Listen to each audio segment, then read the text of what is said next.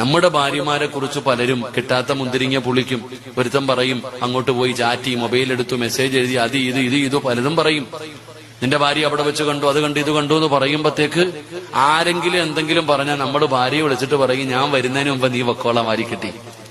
എടാ 20 കൊല്ലം 25 കൊല്ലം കൂടെ കടന്നവളെ വിശ്വാസമില്ല, ഭാര്യക്ക് ഭർത്താവിന് വിശ്വാസമില്ല, ഭർത്താവിന് ഭാര്യയും വിശ്വാസമില്ല.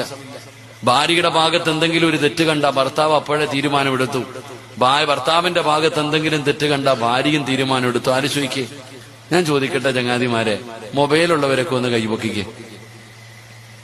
ഇവിടെ സ്വന്തമായിട്ട് മൊബൈലുള്ളവര്, ബെൻസുള്ളവരല്ല, മൊബൈലുള്ളവർ കൈപൊക്കിക്കേ.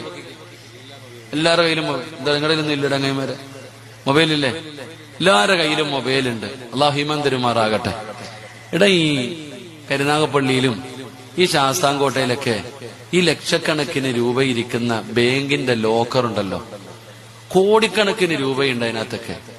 ആ ലോക്കറിന് പോലും ഇല്ലാത്ത ലോക്കാ നമ്മുടെയൊക്കെ ഫോണിന്. അള്ളാഹു കാത്തിരക്ഷിക്കുമാറാകട്ടെ. ആ കോടികളിരിക്കുന്ന ലോക്കറിനില്ലാത്ത ലോക്കാ വാപ്പ നിന്റെ ഫോണില്.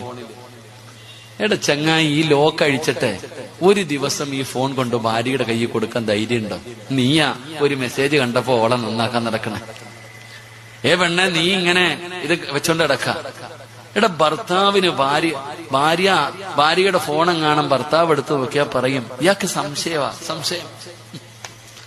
ഭാര്യയുടെ ഫോൺ ഭർത്താവ് എടുക്കാൻ പാടില്ല, ഭർത്താവിന്റെ ഫോൺ ഭാര്യ എടുക്കാൻ പാടില്ല. ഇന്റർലോക്ക് ഇട്ടുകൊണ്ട് കിടക്ക. അള്ളാഹു കാത്തിരക്ഷിക്കുമാറാകട്ടെ. ചിലതൊക്കെ തുറക്കണമെങ്കിൽ തന്നെ ലോക്ക. ഞാന് ഒരിക്കൽ വഴുത് കഴിഞ്ഞിറങ്ങിയപ്പോ ഒരു പ്രായമുള്ള വാപ്പ, അദ്ദേഹത്തിന് അള്ളാഹു സ്വർഗം കൊടുക്കുമാറാകട്ടെ.